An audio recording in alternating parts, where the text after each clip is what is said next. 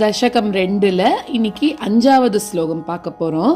இது என்ன சொல்கிறார் அப்படின்னாக்க, போன ஸ்லோகத்தில் சொன்னார் இல்லையா, லக்ஷ்மி தேவி சில பேர்கிட்ட இருக்கா, ஆனால் உடனே உங்ககிட்ட வந்துடுறா, அதனால அவளுக்கு நிலை இல்லாதவள்னு பழிச்சொல்லாம் வருதே, வருத்தமாக இருக்கே அப்படின்னு போன ஸ்லோகத்தில் சொன்னார்.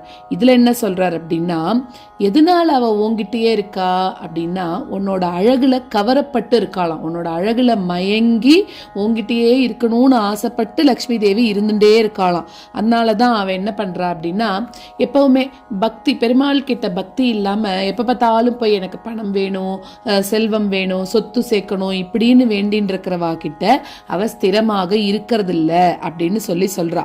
ஆனா இன்னொரு விஷயமாவும் சொல்றான், ஆனா இருக்கா, சில பேர்கிட்ட இருக்கா, அவ ஒன்றும் நிலை இல்லாதவள் கிடையாது அப்படின்ற. யார்கிட்ட இருக்கா? பகவத் பக்தி இருக்கிறவா கிட்ட, பெருமாளையும் சேவிச்சுண்டு இதெல்லாம் கேட்கிறவா கிட்ட லக்ஷ்மி நிலையானவளா தான் இருக்காளாம்.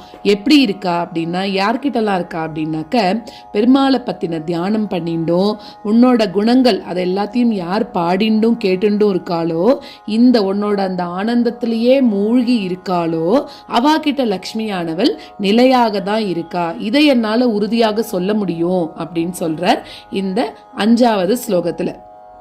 லக்ஷ்மி ஸ்தாவக ராமணீயக ஹிருதை வேயம் பரேஷ்வஸ்திரேதி அஸ்மின்னன்யதபி பிரமாணமதுனா வக்ஷ்யாமி லக்ஷ்மீபதே ஏத்வத்யான குணானு கீர்த்தனரசா சக்தாஹி பக்தா ஜனாஹ தேஷ்வேஷா வசதி ஸ்திரைவ தயித பிரஸ்தாவ தத்தாதரா.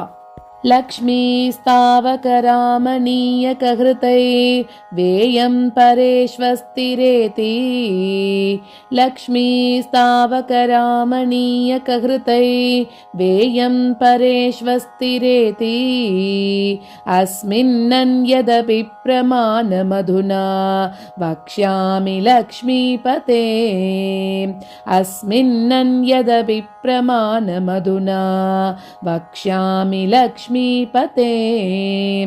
ये त्वद्यानगुणानुकीर्तनरसा सक्ता हि भक्ता जनाः ये त्वद्यानगुणानुकीर्तनरसा सक्ता हि भक्ता जनाः तेष्वेषा वसति स्थिरैव दयित प्रस्तावदत्तादरा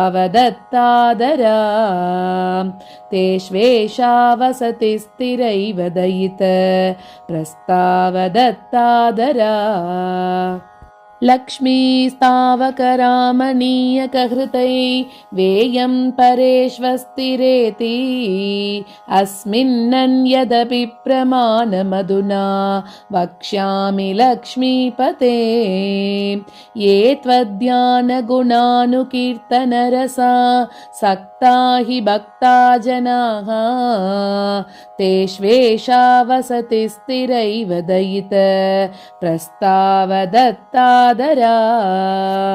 लक्ष्मी स्तावक रामणीयक हृदै वेयं परेष्वस्तिरेति अस्मिन्नन्यदपि प्रमाणमधुना वक्ष्यामि लक्ष्मीपते ये त्वद्यानगुणानुकीर्तनरसा सक्ता हि भक्ता जनाः तेष्वेषा वसति स्थिरैव दयित प्रस्तावदत्तादरा.